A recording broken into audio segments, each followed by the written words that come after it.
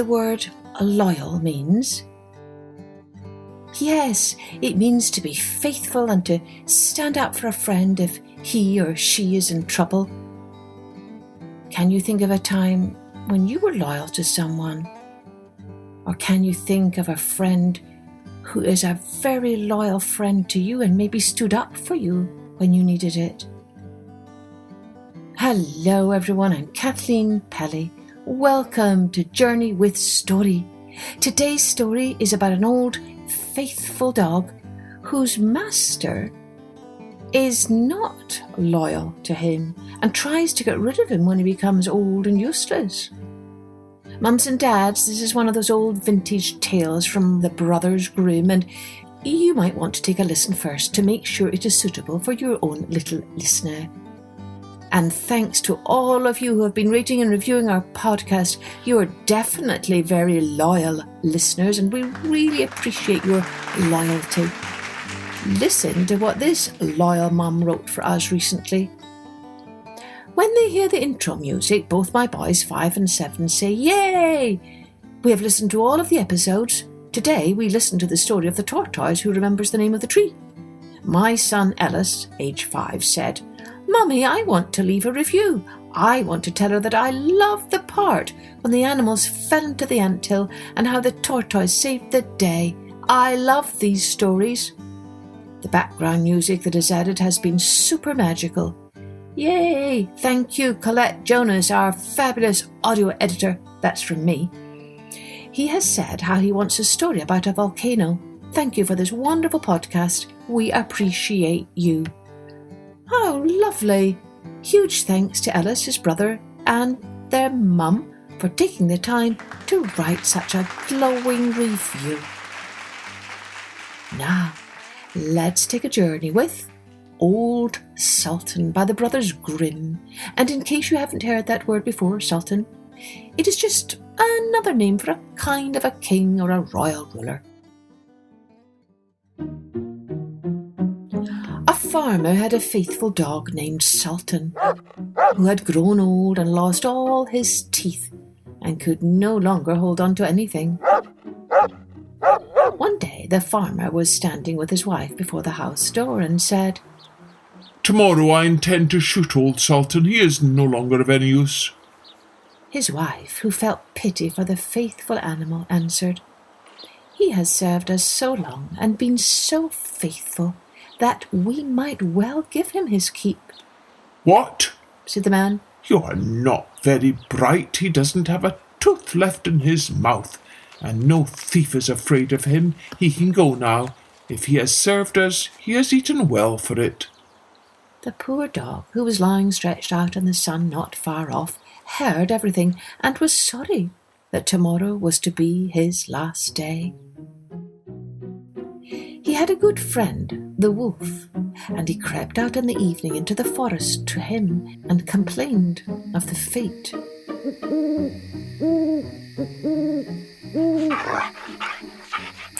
"Listen, kinsman," said the wolf. "be of good cheer. I will help you out of your trouble. I have thought of something. Tomorrow early in the morning, your master is going with his wife to make hay, and they will take their little child with them, for no one will be left behind in the house.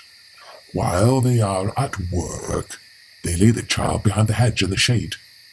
You lie down there too, just as if you wanted to guard it. Then I will come out of the woods and carry off the child. You must run swiftly after me, as if you would take it away from me. I will let it fall, and you will take it back to its parents, who will think that you have rescued it, and will be far too grateful to do you any harm. On the contrary, you will be treated royally, and they will never let you want for anything again." This idea pleased the dog, and it was carried out just as planned. The father screamed when he saw the wolf running across the field with his child.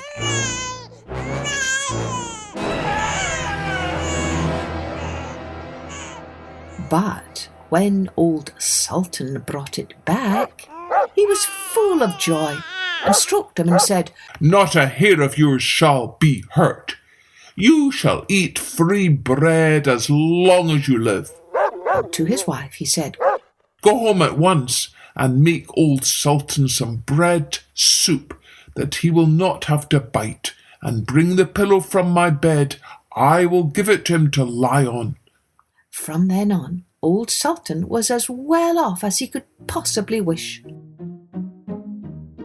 Soon afterwards, the wolf visited him and was pleased that everything had succeeded so well.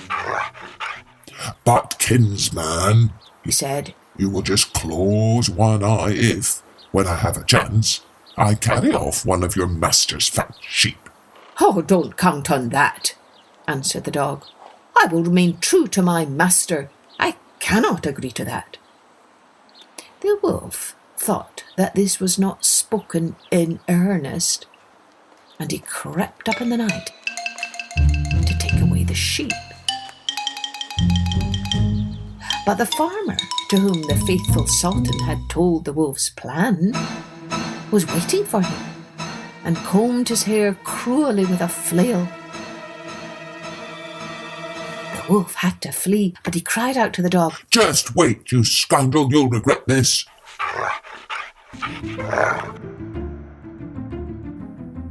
The next morning, the wolf sent the boar to challenge the dog to come out into the forest and settle the affair. Old Sultan could find no one to be his second but a cat with only 3 legs. And as they went out together, the poor cat limped along, stretching its tail upward with pain.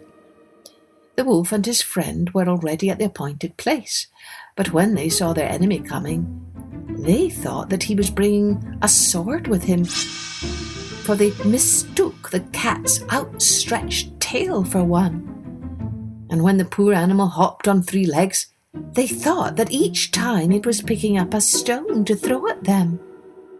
Then they took fright. The wild boar crept into the underbrush, and the wolf jumped up a tree. As the dog and the cat approached, they wondered why no one was to be seen. The wild boar, however, had not been able to hide himself completely in the leaves. His ears were still sticking out. While the cat was looking cautiously about, the boar wiggled his ears, and the cat, who thought it was a mouse, jumped on it and bit down hard. The boar jumped up, screaming loudly. "The guilty one is up in the tree." The dog and cat looked up and saw the wolf, who was ashamed for having shown such fear, and who then made peace with the dog. Well, what do you think this story's souvenir is? You know, the nugget of truth about being human that will linger in your heart after the story is long told. Well, maybe it might have something to do with being a good and loyal friend might mean you are still loyal to a friend even when he is disloyal to you, you know, the way the Sultan's owner was disloyal to him, and yet still the dog stood up for him and refused to let the wolf kill his master's sheep. But I wonder, do you think that Sultan should have been loyal to the wolf? After all, he was the one that saved him in the first place. Sometimes it is hard to know what the right thing to do is. But that's why we have good, loyal friends whom we can rely upon and ask for help and advice. And maybe today we can take a moment to say thanks to all of our dear, loyal and faithful friends and tell them how much we appreciate them. Talking of that, don't forget, if you want to support us even more, do consider becoming a patron subscriber, and you can enjoy our weekly colouring sheets too. Cheerio then. Join me next time for Journey with Story.